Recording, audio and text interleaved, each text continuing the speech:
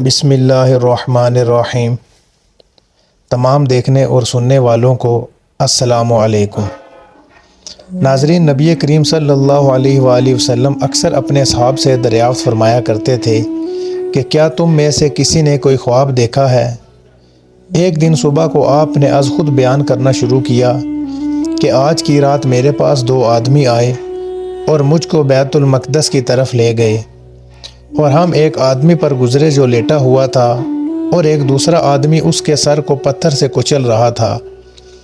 وہ پتھر مارتا تو سر چور چور ہو جاتا اور پتھر دور لڑک جاتا۔ پھر وہ آدمی پتھر لینے جاتا، اتنے میں اس کا سر صحیح سالم ہو جاتا اور وہ واپس آ کر پھر پتھر سے مارنے لگتا۔ اسی طرح برابر ہوتا رہا۔ میں نے اپنے ساتھی سے کہا کہ یہ دونوں کون شخص ہیں؟ میرے ساتھی نے کہا کہ ابھی اور آگے چلیے۔ ہم آگے چلے تو دیکھا کہ ایک آدمی گدے پر لیٹا ہوا ہے اور ایک شخص لوہے سے اس کے منہ کو کاٹ رہا ہے۔ ایک طرف سے اس کا منہ چیر کر جب دوسری طرف سے چیرنے لگتا ہے تو پہلا چیرا ہوا درست ہو جاتا ہے، اسی طرح بار بار چیرتا ہے اور پھر درست ہو جاتا ہے۔ میں نے کہا کہ یہ کون ہے؟ مجھ سے کہا گیا کہ ابھی اور آگے چلیے۔ چنانچہ ہم آگے بڑھے تو ایک تنور ملا، اس میں بڑا شور و غل ہو رہا تھا۔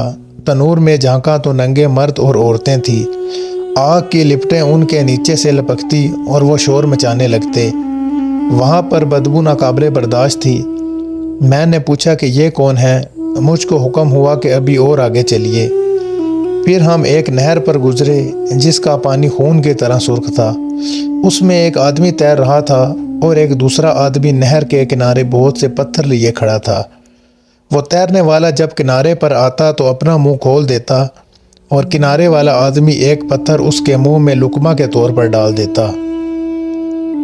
اسی طرح بار بار ہوتا رہا۔ میں نے پوچھا کہ یہ کون ہے؟ جواب ملا ابھی اور آگے چلیے۔ ہم چلے تو ایک انتہائی بدصورت آدمی پر گزرے۔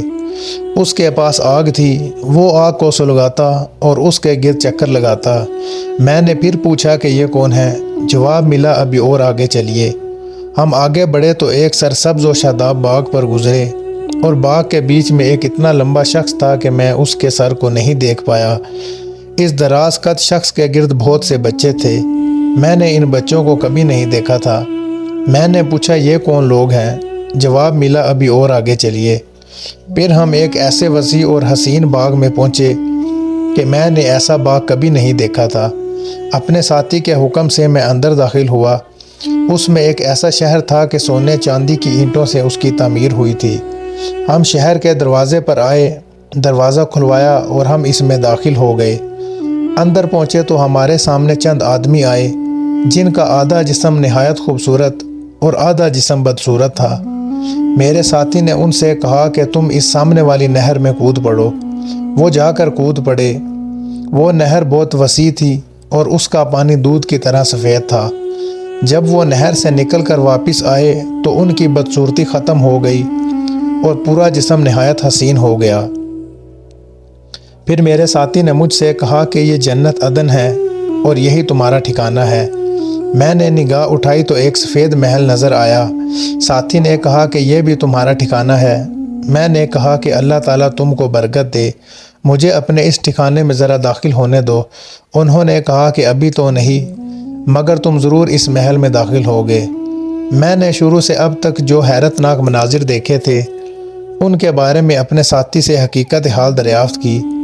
اس نے بتایا کہ پہلا شخص جس کا سر پتھر سے کچلا جا رہا تھا وہ شخص ہے جس نے قرآن کی تعلیم حاصل کر کے اس کو بھلا دیا اور فرض نماز ترک کر کے سوتا رہا۔